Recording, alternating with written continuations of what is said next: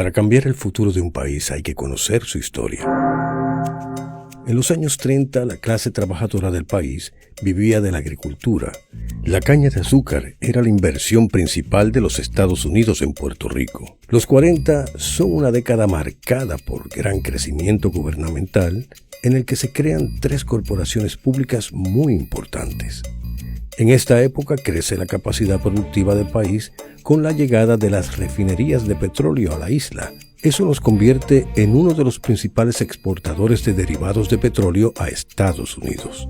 Con la aprobación de una medida que permitió la importación de petróleo del extranjero a los Estados Unidos, la industria de las petroquímicas colapsó. En un intento por fortalecer la economía local, en el 1976 el Congreso otorga la sección 936. Con esta medida llegan las farmacéuticas, las compañías tecnológicas, las médicas y las químicas. La economía local se activa gracias a un agresivo programa de construcción de obra pública financiada por el Banco Gubernamental de Fomento. Varios sectores de la economía crecen rápidamente. Las casas acreditadoras más importantes nos dan una clasificación excelente, lo cual es una gran distinción para el país. Pero con el pasar del tiempo, financiar la obra pública se convirtió en el talón de Aquiles del gobierno. Para colmo, el Congreso de Estados Unidos decide eliminar las 936 poco a poco, sin importarle las consecuencias.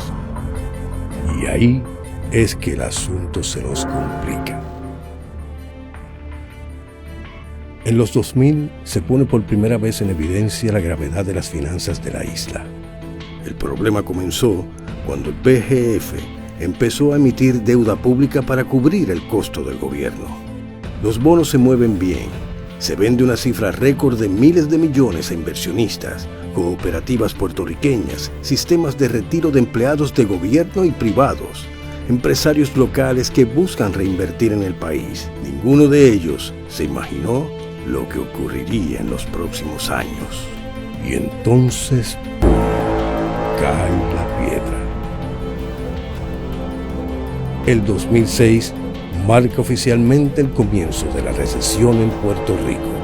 En solo 10 años se pierden 70,000 empleos en el sector público y 164,200 en el sector privado. Esto da pie al segundo éxodo masivo de puertorriqueños más grande en la historia entre el 2010 y el 2015. Además, en solo 8 años, los bancos ejecutan 27,321 casas, siendo el 2015 el año con más ejecuciones en la historia del país. La crisis hipotecaria provoca el cierre de varios bancos. La banca reduce sus activos de manera alarmante. En 10 años pierden el 56% de sus activos.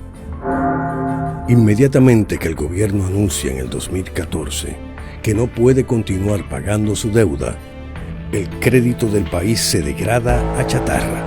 Esto hace caer el valor de los bonos y hace que muchas personas, para no perderlo todo, se apresuren a venderlos muy por debajo de su precio.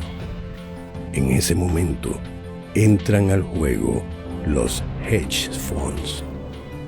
Estos se dedican a comprar una porción alta de la deuda de Puerto Rico a grandes descuentos con el propósito de luego poderla vender al mayor precio posible y así obtener gigantes ganancias.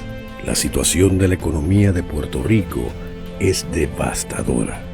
La deuda pública actual es de más de 73,000 millones de dólares. Y por desgracia no hay soluciones mágicas al problema. La amenaza del impago afecta la estabilidad económica de más de 230,000 individuos, entre ellos 88,000 retirados, como tu mamá, tu papá o tus abuelos, que dejarían de recibir sus pensiones si el gobierno central deja de hacer sus pagos. Pero el pagar la deuda no es suficiente. Hay que continuar invirtiendo en Puerto Rico. Todos queremos volver a la era donde el que trabaja duro aquí cosecha frutos aquí. Entrar a Justicia Económica para Puerto Rico es el primer paso. En nuestras manos está cambiar esta historia.